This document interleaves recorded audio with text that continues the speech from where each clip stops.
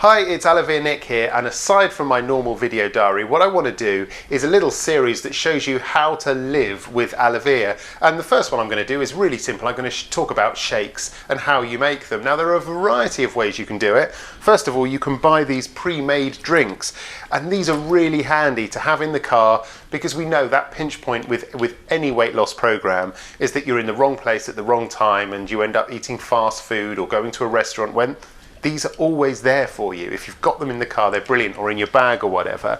That said, when I work, I just take this with me, which is the standard shaker you get on the Alevere program. And with this, you can just use these sachets, which I'm going to in a minute. I am due one of these, so I'm ready for it. And if you're going to struggle to get fresh water, just carry a bottle of water with you. So in my bag for work, I have one of these, and a selection of shakes available. I also have a few other bits, and I can cover that in another program.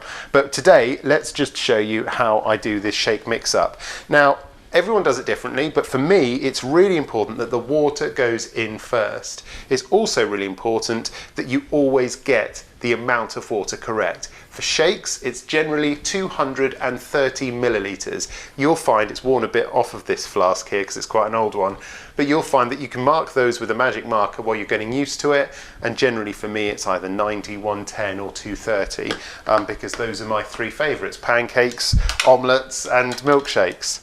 So yeah, open it up. I think these are slightly better than these because of course you get more, and more is more when it comes to a weight loss program. I love this one. This is the caramel milkshake, and to me this smells like butterscotch angel delight, if you remember that as a child. One of my favourites growing up.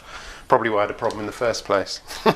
Anyway, you put this on here like that, shake it up, and this little blue thing obviously dissolves the powder, and you want to be fairly careful because you don't want to go too crazy, because if you really go for it, as I did in the early days, it will just spray up the wall.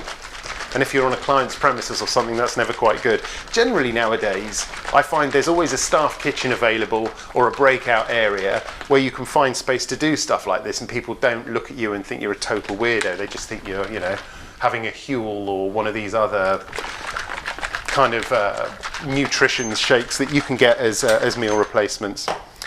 So that's there. I leave it to settle for a few seconds just to let everything drop down from the top. The other thing I was going to say is if you're at home, I'd really recommend something like this. This is actually a NutriBullet that I got on Black Friday.